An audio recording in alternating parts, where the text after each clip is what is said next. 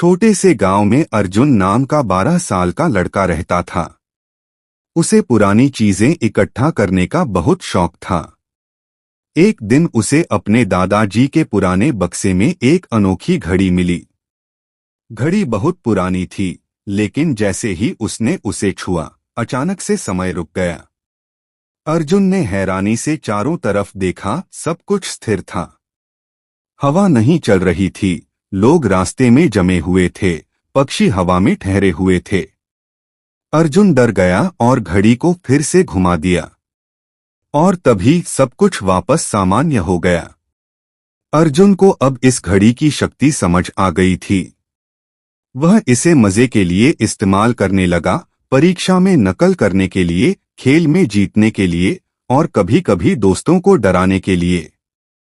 लेकिन धीरे धीरे घड़ी ने अजीब बर्ताव करना शुरू कर दिया।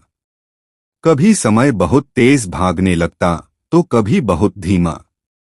अर्जुन को समझ नहीं आ रहा था कि यह क्या हो रहा है। और फिर एक दिन घड़ी ने पूरी तरह से काम करना बंद कर दिया। अर्जुन अचानक एक अजीब दुनिया में पहुंच गया।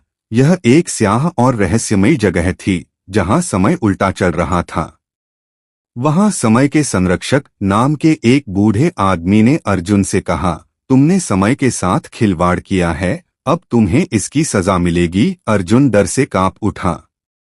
उसे समझ आया कि समय सिर्फ मस्ती के लिए नहीं होता, बल्कि इसे सही तरीके से इस्तेमाल करना जरूरी है। अर्जुन ने माफी मांगी और वादा किया कि वह कभी फिर से समय के साथ छेड़छाड़ नहीं करेगा। संरक्षक ने उसे एक आखिरी मौका दिया और अचानक अर्जुन अपने कमरे में वापस आ गया। लेकिन जब उसने घड़ी देखी तो वह टूटी हुई थी। अर्जुन ने उस दिन के बाद समय की कदर करना सीख लिया।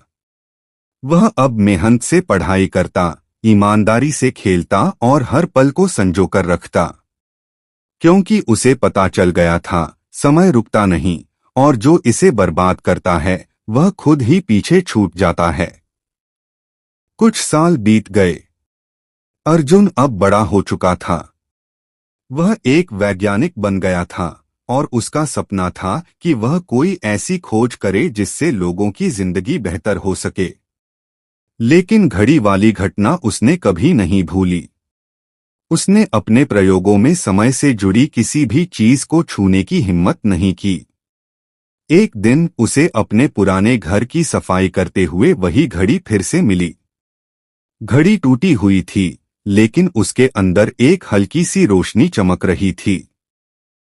अर्जुन ने जैसे ही उसे छुआ, घड़ी में हल्की सी गूंज हुई, जैसे कोई उससे कुछ कहना चाहता हो। उस रात अर्जुन को सपने में वही समय का संरक्षक दिखा। उसने अर्जुन से कहा, तुमने समय की कीमत समझी, इसलिए मैं तुम्हें एक और मौका दे रहा हूं।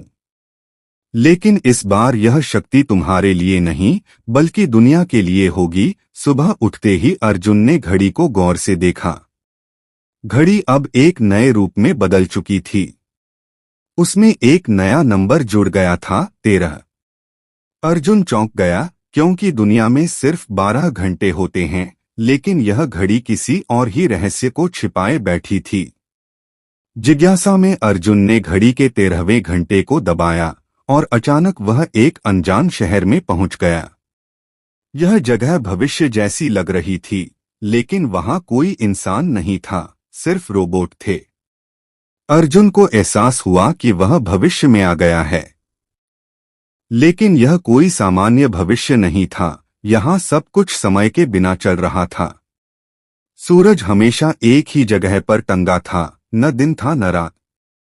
घड़ी के बिना यहाँ कोई बूढ़ा नहीं हो रहा था, लेकिन कोई खुश भी नहीं था।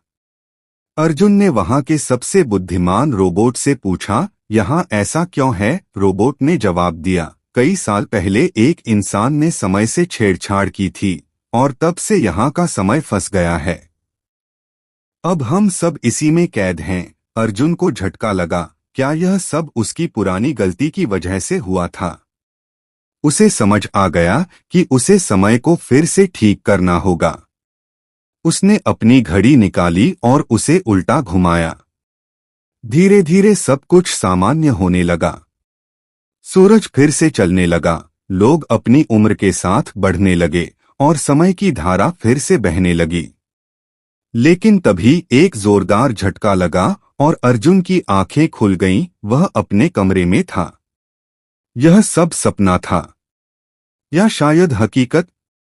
उसने घड़ी की तरफ देखा, अब उसमें 13वां नंबर नहीं था। अर्जुन ने उस दिन के बाद ठान लिया कि वह अपने ज्ञान का इस्तेमाल समय को बेहतर बनाने के लिए करेगा, न कि उसे बदलने के लिए। उसने एक ऐसी मशीन बनाई जिससे लोग अपने खोए हुए समय को समझ सकें और उसका सही उपयोग कर सकें। अब वह दूसरों को यह सिखाने लगा कि समय सबसे अनमोल चीज है और जो इसे बर्बाद करता है वह खुद ही अंधकार में खो जाता है।